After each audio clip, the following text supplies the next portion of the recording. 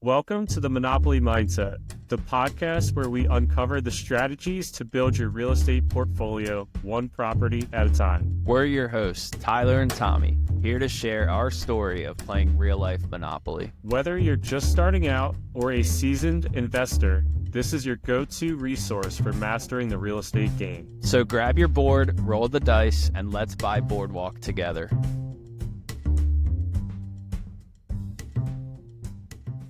Welcome back to Monopoly Mindset, episode 39. We have a great guest today, a former Scranton basketball player, military vet, a lawyer, father of two, and a real estate investor. Welcome to the show, Mike Marchman. Thanks for being here. Hey guys, appreciate you having me. It's a pleasure and an honor. I've never shot my shot on Instagram the way we did, but we just kind of said like, hey, we were talking to Mike Marchman's tax guy. Like, we got to have him on the podcast. He's got a pretty interesting story, and it worked. Now you're here. So it's the power of real estate and the power of social media. Sure, man. Hey, you gotta do what you gotta do sometimes. So I'm all for it. Yeah, we're really running through the Wealth Juice inner circle with our guest here. I think you're like the third or fourth. And you know a lot of the guys that we've had on already, Mike Buska and David Bull. So we'll get into them a little bit later because I know you guys were trying to partner on a deal. But yeah, today's basically the first time me and you actually spoke in person or over the webcam, I guess you could say. So we appreciate it. For sure. Happy to be here.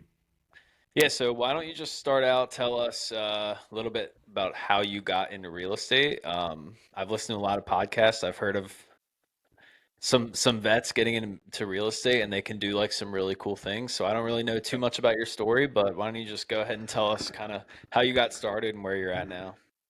Yeah, absolutely. Well, first of all, appreciate you guys having me. I've listened to a lot of your podcasts, so love what you guys are doing.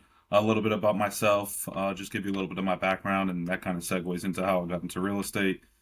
Born and raised in New York, went to the University of Scranton, like Tommy said, went to law school.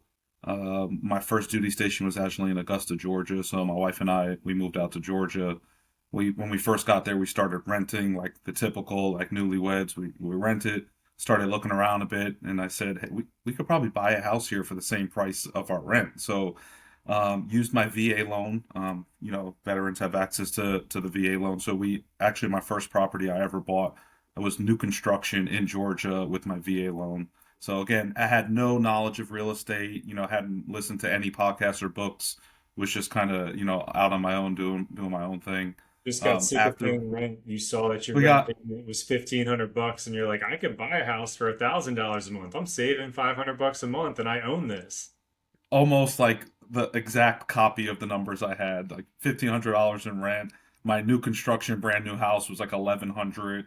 Didn't have to worry about fixing anything. Everything was brand new. So did that switch real quick, and then we quickly realized after being in Georgia for about a year, being in New York, houses are so expensive. We've always had an itch towards real estate, just never really took any advantage of it or interest in it. And then when we got to Georgia, we were like looking at each other and looking at houses selling for 50,000, 40,000. So my wife and I are like, we could probably, like, this is our opportunity. Let's go full swing into it. So that's how I got into real estate. We saw that the prices were cheap. And funny story about my first deal, it was a foreclosure from Chase Bank. Had no experience other than listening to Rich Dad Poor Dad. Listening to all the Bigger Pockets podcasts. Like I just drowned myself in all that to get as much information as I could. And our first deal comes along and we use a conventional loan, 20% down, but we didn't really have any money. The only money that we had was our money from our wedding. So we drained all of our bank account from our wedding, put it for a down payment, and we did our first property. Did a flip. I don't recommend that for any new investors. Like, looking back, it was not the right thing to do. Like, put all my rehab on a credit card. I did everything that you're not supposed to do for your first flip. I did it, but thankfully it turned out well. So it's a good story to tell now. Were you married at the time and you took like the savings from the wedding, or did you take the money you had saved for the wedding and then just go flip a property and then go have the wedding?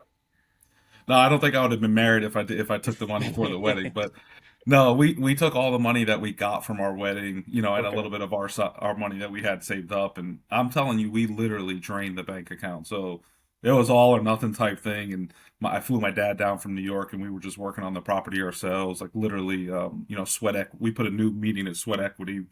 We were doing everything ourselves, and just it was a good learning experience. I did a lot of things wrong, did a lot of things right.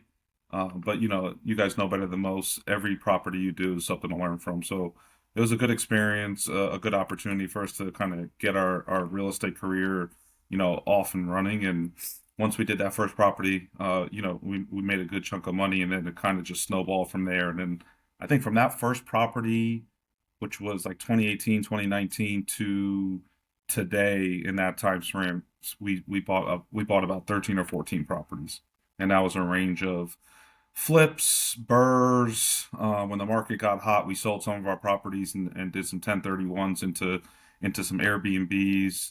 And then our latest project, as you guys know, is we're building our primary residence out here in Charlotte, which is which has been a challenge. There's a I guess they say as the money gets bigger, the problems get bigger as well. So, but it's wouldn't have changed it for the world. So that's kind of my real estate story in a nutshell. Happy to dive into any one of those areas. I know I threw a lot at you guys. Yeah, I got a lot of questions. Well, congrats on the new build dream Thank home, you. if you want to call it that. Yeah. I think I want to do that at some point in my life. But yeah, my parents are actually building in North Carolina right now. They're supposed to be done in like April. But their build, I mean, they've been talking to their builder for like 3 years, but their whole like building process is, I think, like 10 to 12 months. So it's a pretty long time, but it's exciting. So congrats. I had a question about the VA loan. So I know that that's 0% down, and I know that veterans obviously can do it, but that's about all I know. So can you do it more than once, or is it like a one-time thing? No, good question. So, and just a little background on my knowledge of the VA loan. So I've used it a couple of times.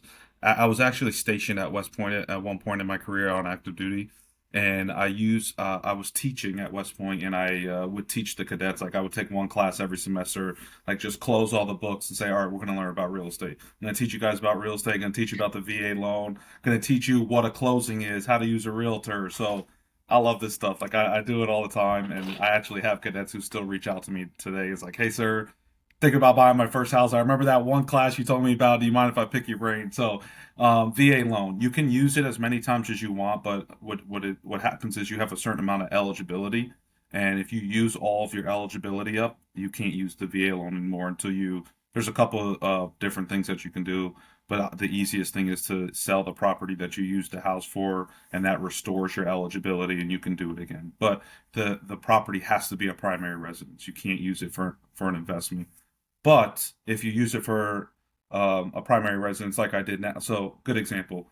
When I got stationed at West Point, I moved from Georgia, and I used my VA loan in the area where West Point's located. I used my VA loan. I moved away from New York, and I live in North Carolina now, and I kept that house, and my VA loan is still active, but I have renters in the house now. So Hmm. that house was pretty expensive, so I probably wouldn't be able to use my VA loan again because my eligibility is tied up. So if I sold the New York house, I can then go and use my VA loan again for a new primary residence. A new primary. So it's a little bit like a FHA where you can use it, live in it for a year, move Yep, out, rent it out. spot FHA, on. you can only have one at a time, I believe. So if you do keep an old FHA, I think you have to sell it or refinance in order to use it again. But yeah, pretty similar. And our rates, do you know, like, are they good or bad? Like, I think FHA is a little bit worse, right, than like a conventional. Yeah, they're from at least from my experience, the rates have been pretty on par for a conventional loan. You're not getting a home run in rates. Yeah, Really, the right. savings is the 0%. Zero percent You down. can walk into a house for no money essentially. Yeah. So there's a limit in like the overall equity, like maybe it's like $1 million. You can't go over that in the VA loan. Was that kind of what you were getting at? I don't think there's a limit. I don't, and I could be, I'm not a VA expert. I don't think there's a limit. But Like There when is a lit. you made the comment that you need to sell your other VA loan to potentially put it on another property. And so why would you have to sell it? Is I guess what I'm curious about. Because you only get a certain you only get a certain amount of eligibility. So let's say and again, I might be saying something that's not correct, That's but fine. like let's say I have This is the 100% attorney in him. eligibility, right? Yeah, He's got to yeah. I clarify. got to put a disclaimer on it. Like, let's say I have 100% eligibility, and when I bought my house in New York, I used 80% of my eligibility. So when I go to buy a new house in North Carolina, I only have 20% left. So I can use that 20% towards the next house, but I would have to pay cash on the difference of whatever it doesn't cover. Hmm. But if I sold my New York house, I would have all 100% my eligibility back. Got it. Got it.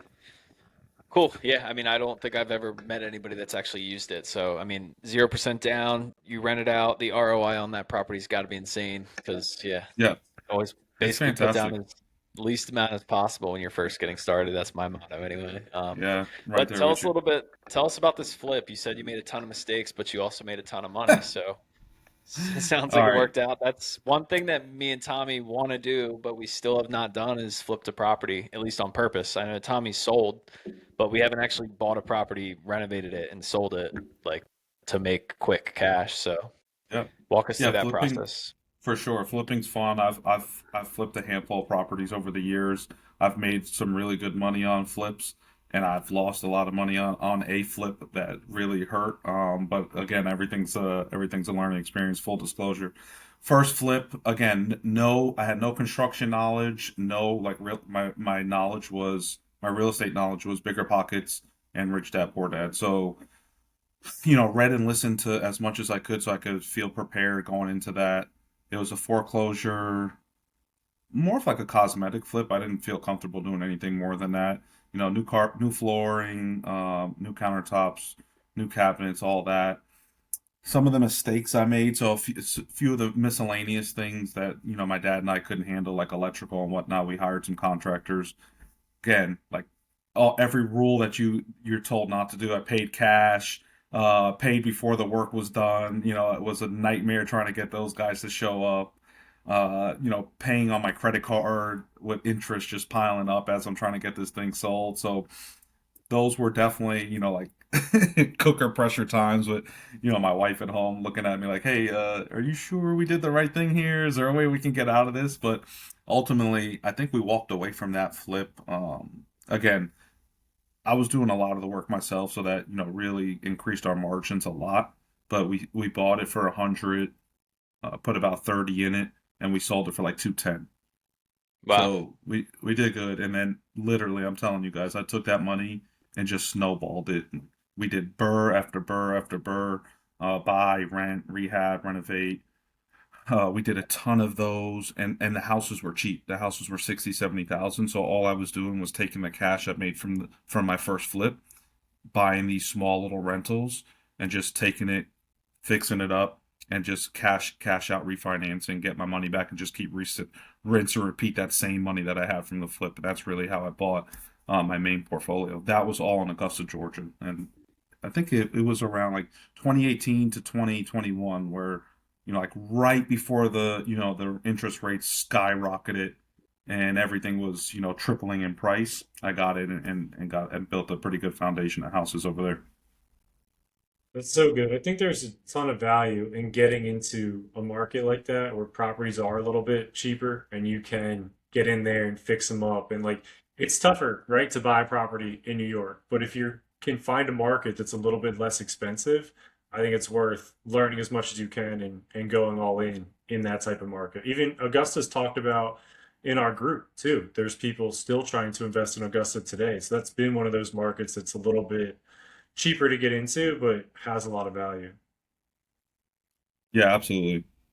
Strongly Yeah, agree. I said the same thing to Mike and Tommy. Me and Tommy, or at least I live in like a more expensive area. You're not buying anything for 60,000. Like the cheapest house you can buy is like single family home is like 300. And I was like, maybe we should kind of switch gears into a Detroit or an Augusta where, because we're kind of just starting out, it's more about repetition and like being able to do two or three birds a year even though they're $60,000 versus like waiting 2 years to do one deal. Even if you make the same amount of money on the two markets, the repetition is what it's all about. And like making the networking and using the contractor 5 times and the realtor 5 times instead of like you haven't used your realtor in 2 years because the houses are 400 grand and it takes you a while to save up that 20%. And then he's like, wait, who are you again? And it's like, I feel like it's harder to build relationships when the frequency is not as high. So I'm definitely interested in Augusta because I like the idea of just like the South, warmer weather. People want to move to warmer weather, but I mean, I don't know. I know that there was a Yeah, big population swing to the South recently, so and there's a military base nearby, so that always helps your chances of, if you wanted to do a bird, the rental population's a little bit easier there. But just picking up on something you said, Ty, I 100% agree. I'm a strong proponent of like the best way to learn and get experience is like going and doing it. You can listen to podcasts, you can read books, you can listen to books all day long. There's no substitution for like getting your feet wet, getting in there, building the relationships like you said, making the contacts, learning from your mistakes, and then that's just that fundamental knowledge that stays with you. Every single deal you have, you learn and get better. do you have any military rentals? Because I want to move outside of Jacksonville. I want to move to Wilmington, North Carolina, and I know Jacksonville is a big military base. And in my mind, it's like, correct me if I'm wrong, but like they're getting paid rent or they're getting like a stipend for their rent if they live off base. I don't know. You know better than me, but in my mind, it's like kind of like Section 8, where like the government's they're not paying you directly, but they're getting paid. So like to me, that seems like a good business model. Is that do you do that or do you have anything? Yes or no? Yeah, it's a good business model until the government shuts down and they stop getting their paycheck. But no, yes, I'm joking. But yes, Ty. So when I had a couple of military rentals in Augusta before I sold them, and when I moved from Texas this past 6 months, I kept my primary and I rented out to some military folks in the area now. So, but like you said, that's exactly right. So if you live off base, every service member gets a what they call BAH, basic housing allowance, and that's varies based on your zip code. And that's something that's very easy to look up. So if you're trying to do some research to see, what your rental income would be if you were renting it to a service member, you can see exactly what they get paid for that stipend for housing. And I've had nothing but great. Maybe I'm biased because I am a service member, but my service member rentals have been on autopilot. I don't hear from them. Rent's automatically collected. No issues.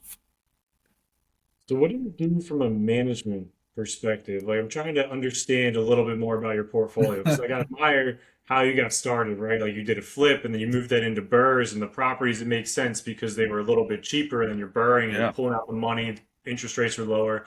But it sounds like you like grew a portfolio, you got like 15 properties outside of Augusta, and then you started saying, you know what? I'm gonna maybe trim a couple, I'm gonna take some of those and put them into Airbnbs. I know specifically the Airbnb you have in Disney, you said you manage that by yourself. Are you managing all of these properties by yourself? Like, what does your portfolio kind of look like right now, and how are you Yeah. managing? I love that question, Tommy. And I'm smiling is because I'm super cheap, and I know the experts say you have to your time is well spent other where in other areas, and you should be looking for deals. I've never had a property manager for any of my properties.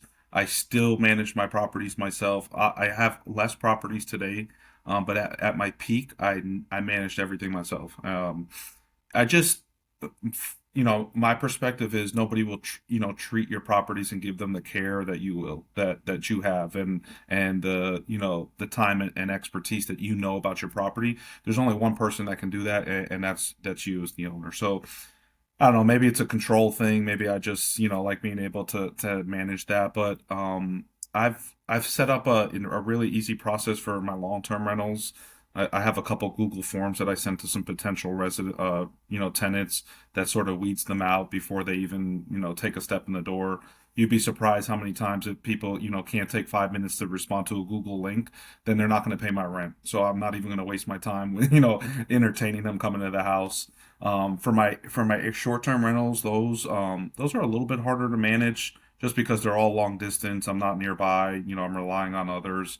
But there's a lot of tools out there that basically almost all Airbnbs that are managed professionally or have some sort of management software. So I have a software that sends all my messages for me. If there's an issue, it sends an automatic response. So it's been pretty much on autopilot, but you can only go on autopilot so much if there's, an emergency or, there's an issue that like a guest can't get into the house, things of that nature. So your short, that's a long way of answering your question. Is I've always self-managed and I'll continue to self-manage until I think it's a good problem to have that I have too many properties that I can't manage. I welcome that issue.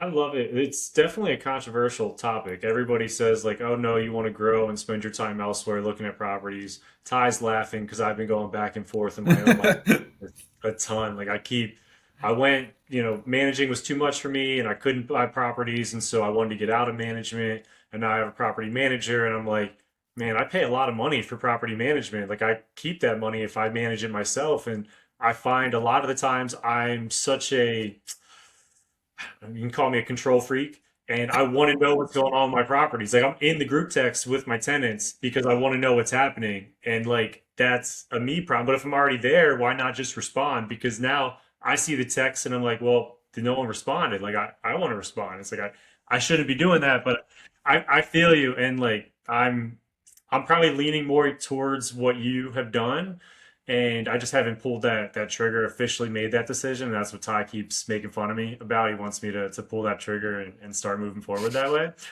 But I'm with you, and I do respect it though. That's a lot. I mean, even one Airbnb, Ty's got a property management company for his, and he says he really likes how it's even more autopilot because they manage it.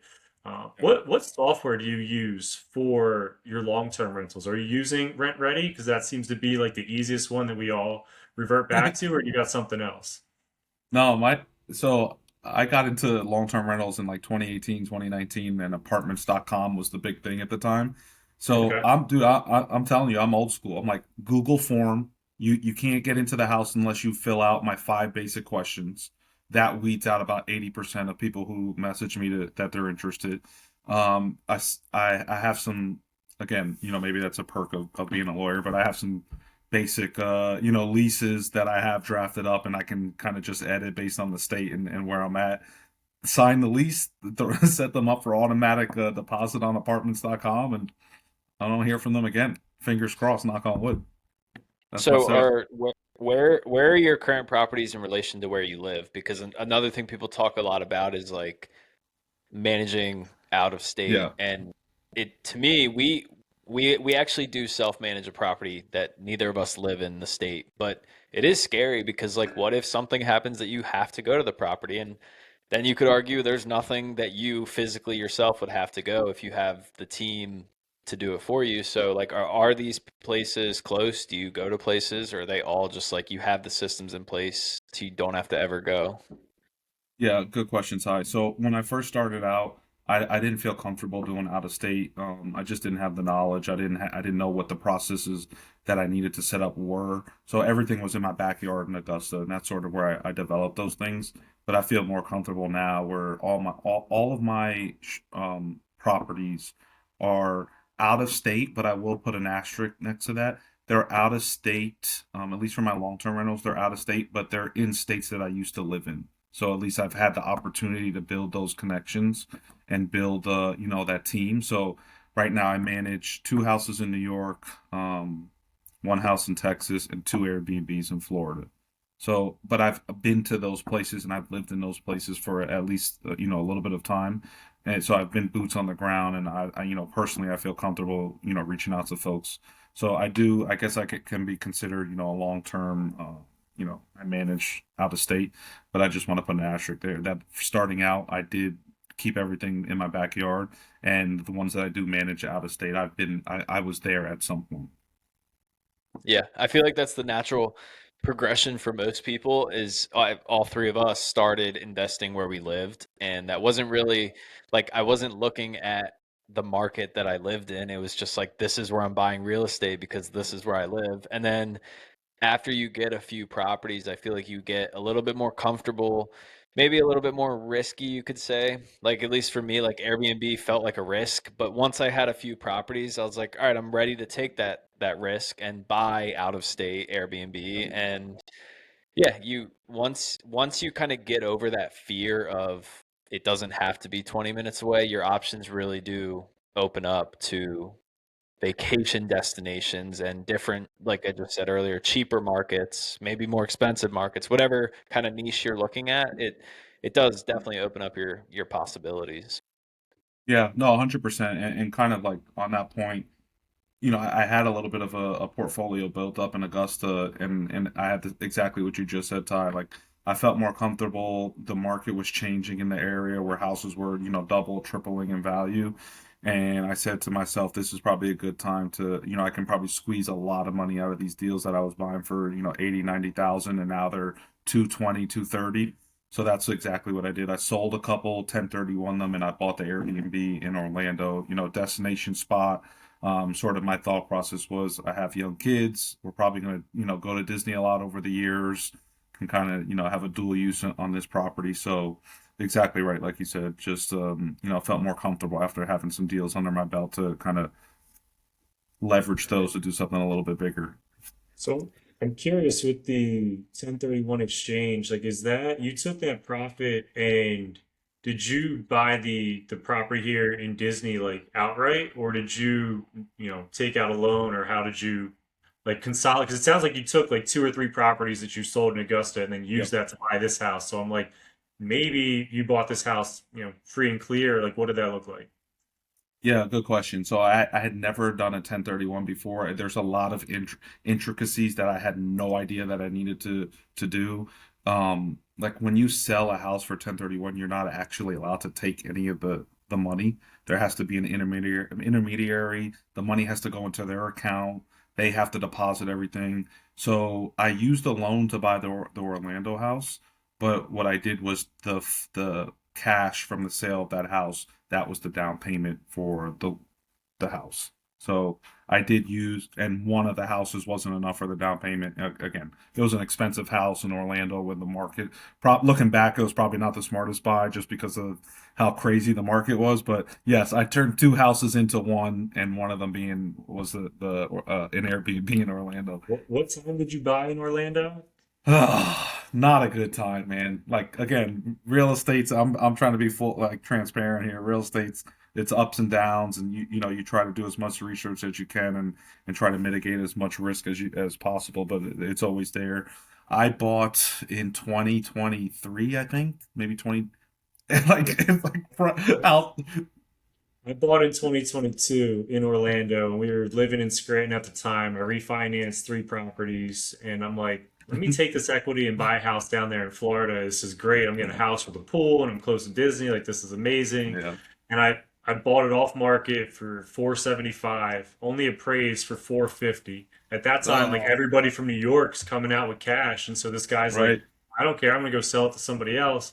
So I'd come up with an extra 25K on top of a 20% down payment, which was absolutely miserable. And now houses in my neighborhood are still kind of appraising for like that $500,000 mark. So I didn't nearly get the appreciation that I would have liked because it was a tough time to buy in the Orlando market. Like properties were just so high, and I I really like buying in different markets. Florida scares me just with the amount of houses that are for sale. It's like, is my property worth what I think it's worth? Like I put Yeah, extra. but I kind of look at it the same way that I would look at like a mutual fund retirement account is like you're talking about 2 years later.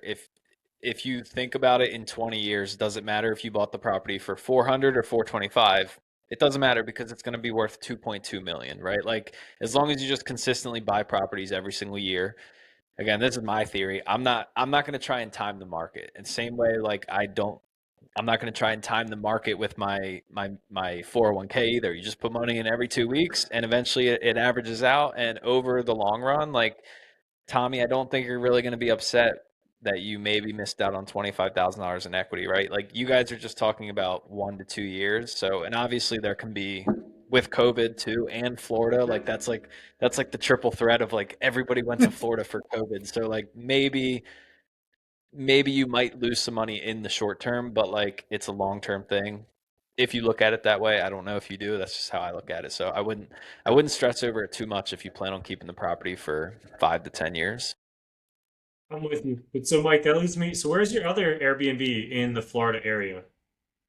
I have one in Fort Myers Beach, Florida. Oh, wow. Do So you really? on the West Coast, yeah. It was a family house that my parents sort of sold to me, so I inherited it and turned it into an Airbnb, and it kicks my Orlando house out the water with the amount of traffic and activity that it has. Really? Wow. So, you make a Yes. lot more money on that property? Yeah, I make a lot more money on that property. The only like asterisk on that is that the it's not a super Airbnb friendly area. So there's a lot of like red tape with the government, with the local government. Um, you're technically only supposed to have like 7 day rentals. If you have one in the month, that takes up the whole entire month. So and we got hit with a huge hurricane. So they've been a little lenient on the rentals coming through, but yes, I'll just say that property. That the problem with Orlando, like you said, Tommy, it's just oversaturated. Like if you don't have a 6 bedroom home that's got Disney characters in every single room, that's themed out the I was wazoo. supposed I've been debating, and like I know Ty reached out to Yeah, you about this specific question, and I think like you realize one of the main values of managing a yeah, Airbnb property by yourself is you save a ton of money in taxes, right? Because you yeah. can then depreciate that asset way more than you can, an original rental. There's a house, 4 houses down the street from me. This corner house just got listed. It's a seven, I think it's a 6 or 7 bedroom house. It's been rented on Airbnb for like the last 5, 6 years. And it's got the Disney characters already in there. Like it's That's it. perfect, ready to That's go. I'm it. like, man, if I just, 1031 into that, it's not a bad Hey. idea.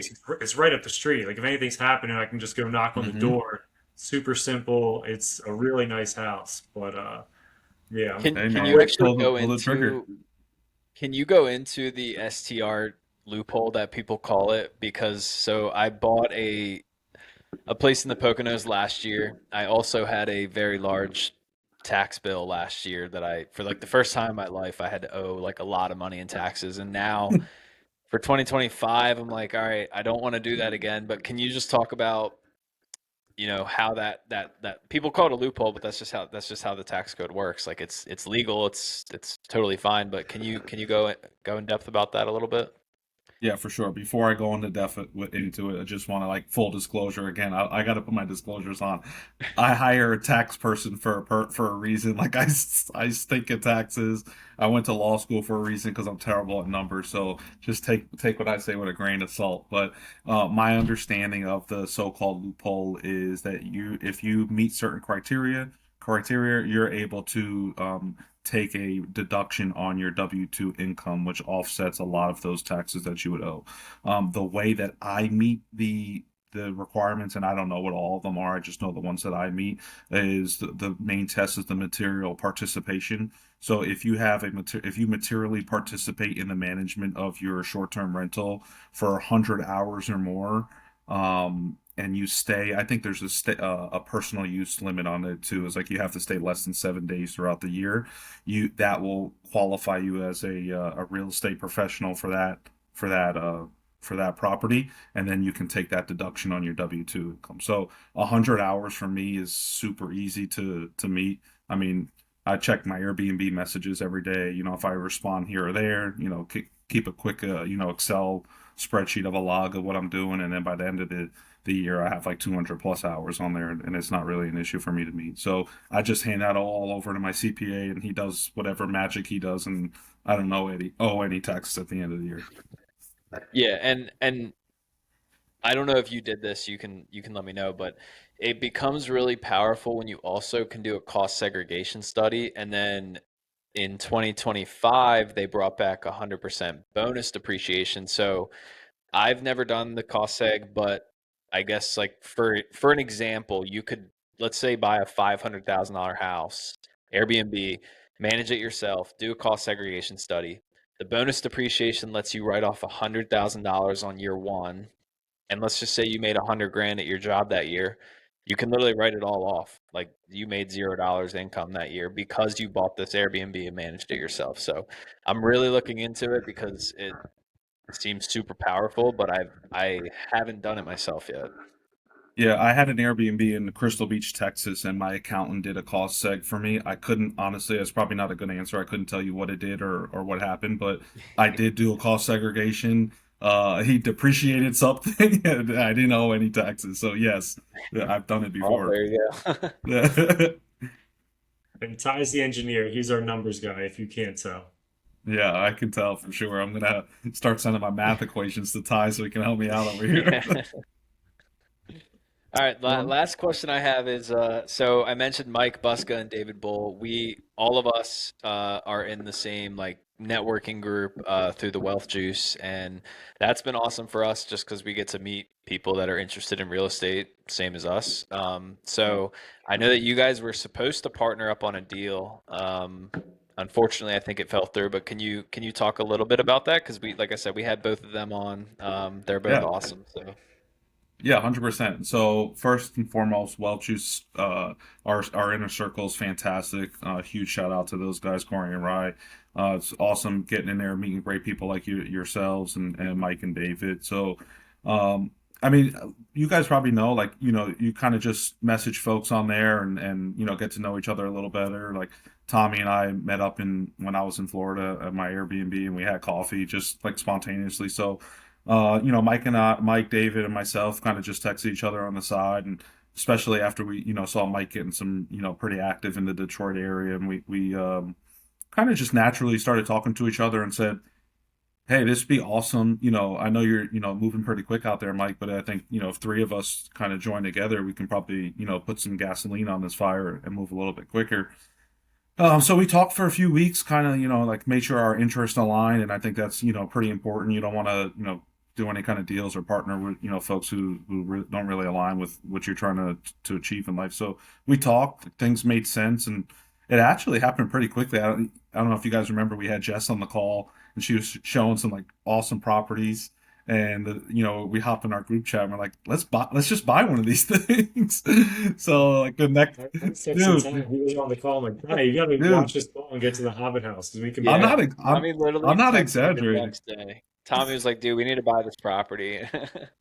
I'm not exaggerating. Like that happened. The next morning, we were like forming LLCs. We were drafting partnership paperworks. We were like making sure lining up inspections. So it happened pretty naturally. Unfortunately, the house, like we put a down payment on it. We went through the whole process. We had an inspection. There were some foundational issues that we just didn't feel comfortable, jumping in as our first deal as a partnership together. So we backed out. The sellers didn't really want to budget at all on the price to accommodate some of the fixes that needed to be made. So I think that's a good sign of a partnership too. All getting alignment on what the next best step is to do and to agree on that. So, but we're actively still looking. We actually looked at a triplex today with the realtor out there. So hopefully soon we'll get something wrapped up and kind of see if we can use that as a method to scale a little bit faster. Think that's really smart too. A lot of people, sometimes you get involved in a deal, there's three of you, there's a little bit of high energy going on. You're like, hey, let's move forward. We're going to make this work. And take a Yeah. step back and say, you know what? I don't really feel like attacking foundational issues way up in Michigan, or I'm not too familiar with certain things. I'm just going to pull away, where they're not going to give us any extra money. I think that's a really smart decision to back out, but still keep everything together, right? And keep Yep. looking. Ty and I at one point formed a partnership with another gentleman, and we were similar situation. Went to buy the property and just looked a little bit too. It was in Scranton actually, and a little bit too overwhelming. The property was condemned, and like we heard that Scranton's a little bit tougher to get a property out of condemnation, and we're like, you know what, we're gonna back away from this, and so we did. But it's a tough decision because like you made it all the way there, you got your offer accepted, you want to just keep moving forward, and sometimes you got to take a step back. Yeah. Yeah, 100%, man. Spot on. I'm sure you guys will still find something. One thing that I think is cool about, we don't push like joining our networking group very hard, but obviously all business networking is very important and like it's interesting. You don't really know what's gonna happen. Like I feel like you didn't probably go into it like, all right, I'm gonna join buy a property with this kid from New York and this kid from Tennessee. Right. And like we didn't do the podcast before, and I was a little bit hesitant, and they definitely helped me push. Now it's been almost like a year. We got almost 40 episodes, That's but yeah, awesome. it's funny. Like you kind of put yourself out there, and then like a year later, you're like, oh shit, like look what came out of this.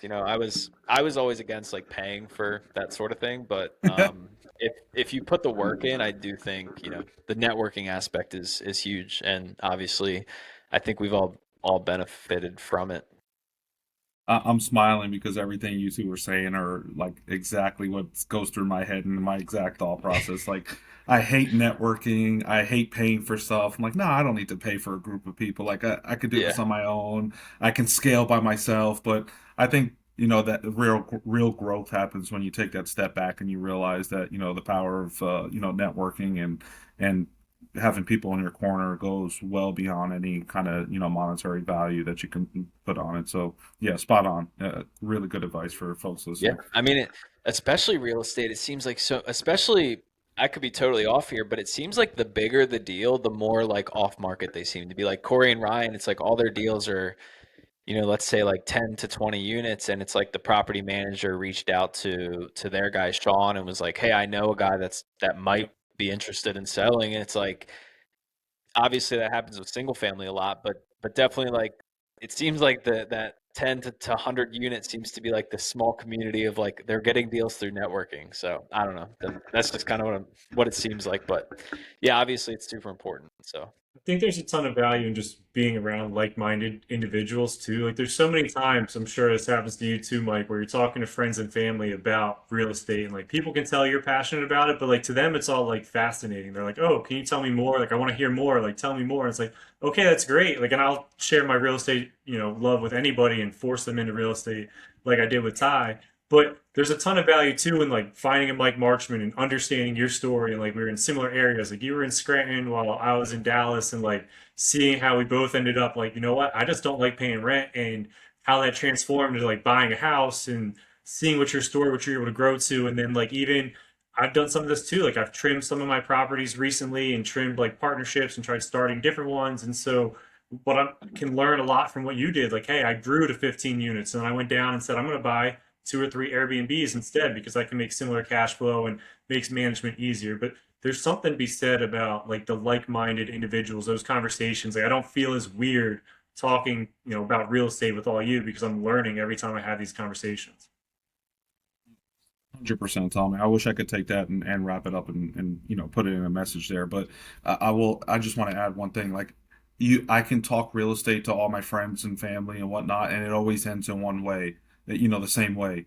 Yeah, but that's too expensive, or I can't do that, or right. But when you get in the group like ourselves and like-minded folks, you get partnerships. You get people who are ready to make things happen and are ready who are looking to scale and who are getting on podcasts and talking about their journey, and now that door opens or this door opens. So 100%, like a community is just it's been something that's been near and dear to my heart, and I'm happy that I'm here and got to meet great folks like yourselves and Mike B and David. So spot on.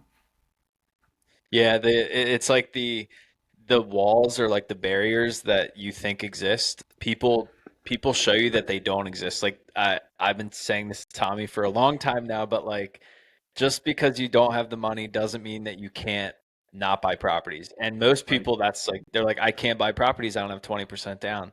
But like everybody that I surround myself with, real estate related, most of them are not using their own money. So like I'm trying to even myself, even today, it's like it's scary to look for properties if you don't have the money. But everybody that you surround yourself with, like you don't need the money, you'll find the Right. money. So Right. yeah, that's one thing What personally that I'm trying to get over. But No, man, spot on. Like I struggle with that too.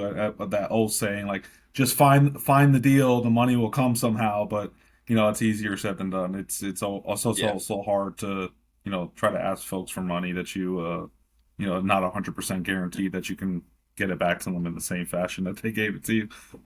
yeah, I think our group is a ton of problem solvers as well. Like sometimes you talk to friends and family, and it's more like they're going to get to that problem. Interest rates are too high. This is too bad. Like the market's crazy. I don't have the money. a little bit more negative, like coming up with excuses where we're all going to be like, well, how can we make it work? And like, okay, now Right. the three of us are going to go buy properties in Michigan and it's 6 to 7 grand a piece. Like, I could buy five of those. You know what I mean? Like, it becomes a lot more affordable. Literally. Like, and you start spitballing how we make this work. And like, you're three smart investors that have been looking all over the country to find great deals. And now you're like, hey, we can partner for this. And I'm sure you probably were going to make out on that deal and self manage it while the other two did nothing. But They're like, hey, can you guys teach me, Mike? Can you teach us how to self manage? And I'm like, whatever. We're a partner. We're partners. Let's do it. But what was I about to say, Tommy? Yeah, you're spot on, man. Spot on. Like just trying to get after it and making sure you got the right people in your corner.